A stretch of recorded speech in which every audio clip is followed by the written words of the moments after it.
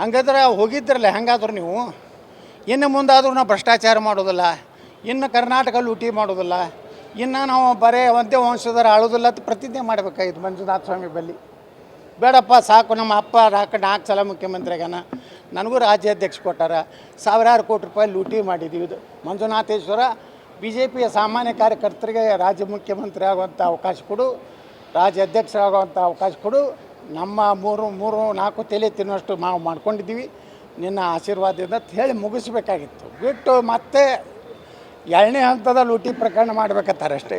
ಸರ್ಕಾರ bomb blast ಏನಾಗಿತ್ತು ಅದು ಧರ್ಮಸ್ಥಳದಲ್ಲಿ ತಗೊಂಡೋಗಿ ಬ್ಲಾಸ್ಟ್ ಮಾಡಬೇಕಾಗಿತ್ತು ಅನ್ನೋಂಥದ್ದು ಕೂಡ ಇದೀಗ ಚರ್ಚೆ ಆಗ್ತಿತ್ತು ಮುನ್ನೆಲೆ. ಸರ್, ಇದು ಎಲ್ಲನೂ ಈಗ ಏನದಲ್ಲ NIA ತನಿಖೆ ಏನು ಮಾಡ್ಬೇಕು ಇದನ್ನು ಒಮ್ಮೆ ಕ್ಲಿಯರ್ ಮಾಡಿರಿ.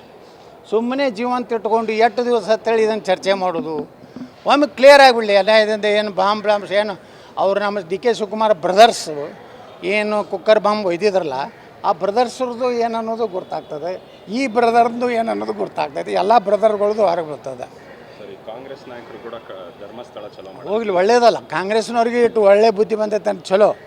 ಅವ್ರು ಹಿಂದೂ ಧರ್ಮವನ್ನು ನಂಬ್ಲಾಕತ್ತಾರ, ಮಂಜುನಾಥೇಶ್ವರ ನಂಬ್ಲಾಕತ್ತಾರ ಅಂದ್ರೆ ಒಳ್ಳೇದಲ್ಲ, ಒಳ್ಳೆಯ ಬೆಳವಣಿಗೆ ಅದು.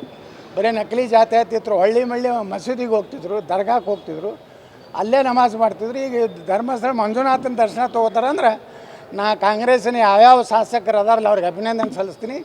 ಇದೇ ರೀತಿ ಸಿದ್ದರಾಮಯ್ಯವ್ರಿಗೂ ಬುದ್ಧಿ ಬರಲಿ, ಅದೇ ರೀತಿ ಡಿ ಕೆ ಶಿವಕುಮಾರ್ಗೆ ಬುದ್ಧಿ ಬರಲಿ, ಮತ್ತು ಸೋನಿಯಾ ಗಾಂಧಿ ರಾಹುಲ್ ಗಾಂಧಿಗೂ ಬುದ್ಧಿ ಬರಲಿ.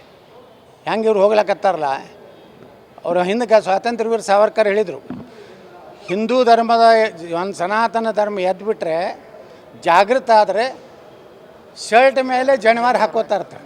ಶರ್ಟ್ ಮೇಲೆ ನಾ ಹಿಂದೂ ಹೊತ್ತು ತೋರಿಸ್ಲಿಕ್ಕೆ ಜನವಾರ ಹಾಕೋತಾ ಇರ್ತಾರೆ. ಹಂಗೆ ಕಾಲ ಬರ್ಲಾಕತ್ತೈತೆ ದೇಶದಲ್ಲಿ.